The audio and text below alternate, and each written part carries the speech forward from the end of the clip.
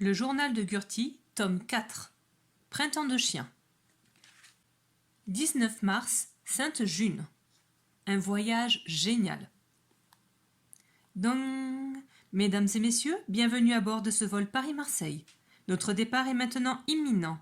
En vue du décollage, veuillez redresser votre siège et ranger votre tablette. Merci de votre attention. Mon Gaspard et moi avions décidé de descendre en Provence pour fêter le début du printemps.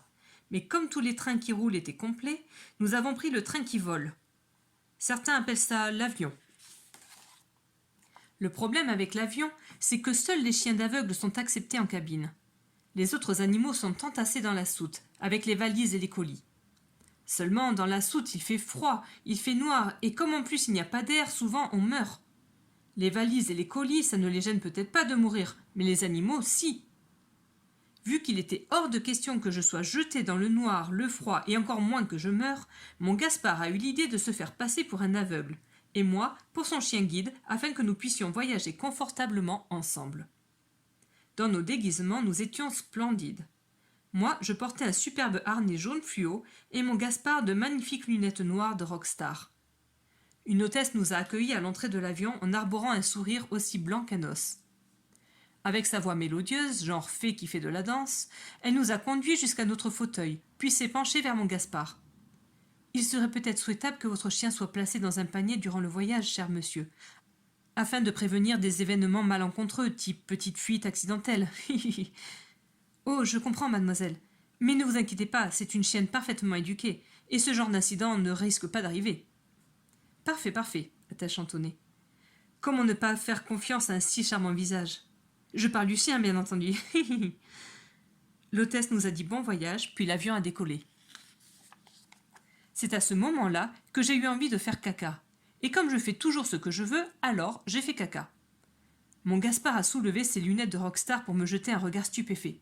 « Me dis pas que t'as fait caca !»« Ben si, et alors ?»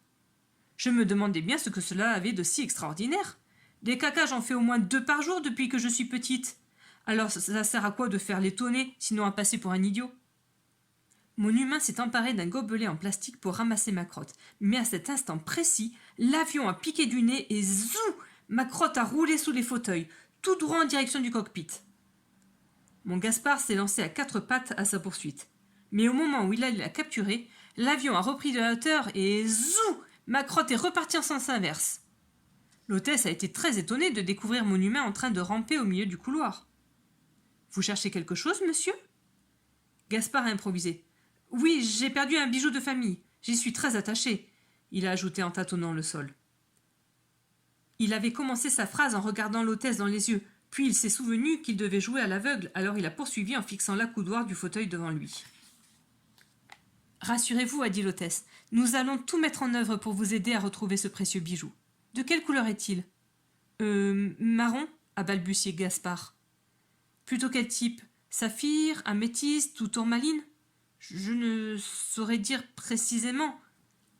Sans cesser de sourire, l'hôtesse a décroché un micro fixé à sa ceinture pour faire résonner une annonce dans tout l'avion. « Mesdames et messieurs, votre attention s'il vous plaît.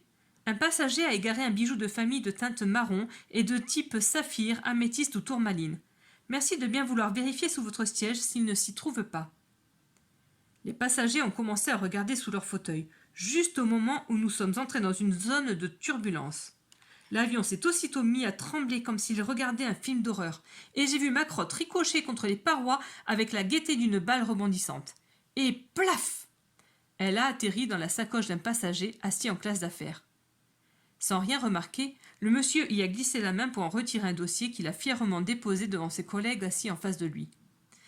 « Et voilà, monsieur le président directeur général, les plans de notre future chaîne de fast-food, » il a dit. Il a ouvert son dossier et, stupeur, ma crotte était collée en plein milieu des cuisines. Dans un cri, il a jeté son dossier en l'air et ma crotte est retombée 3 rangées en arrière sur la tête d'une mamie qui ronflait. Mon Gaspard s'est rué sur la mamie pour reprendre ma crotte, mais lorsqu'il l'a prise entre ses doigts, toute la chevelure de la mamie est venue avec. C'est alors qu'il y a eu un malentendu. Le mari de la mamie a pris mon Gaspard pour un voleur de perruques et il lui a tapé dessus avant même qu'il puisse s'expliquer. Du coup, Les voisins s'en sont mêlés et tout le monde s'est lancé des injures, puis des coups de poing et finalement, l'avion a dû atterrir d'urgence à l'aérodrome de Manosque. Pour gagner du temps, les passagers ont été invités à quitter l'avion en se jetant sur de gros toboggans qui venaient de se gonfler comme par magie devant les portes. Moi et mon Gaspard, on s'est lancés dans le vide et zou, on a fait une super glissade. Ce voyage était vraiment génial. J'espère qu'on reprendra souvent le train qui vole, car on s'y ennuie beaucoup moins que dans le train qui roule. Je n'ai pas bien compris pourquoi les gendarmes de Manosque sont venus nous arrêter ensuite.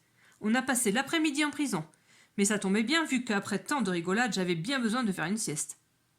Le soir, on nous a libérés et nous avons regagné notre maison dans une voiture de location. Après un début aussi palpitant, nos vacances de printemps promettaient d'être super. Pour connaître la suite de l'histoire, lis vite le tome 4 du journal de Gurty, Printemps de chien, disponible dans la bibliothèque de la classe.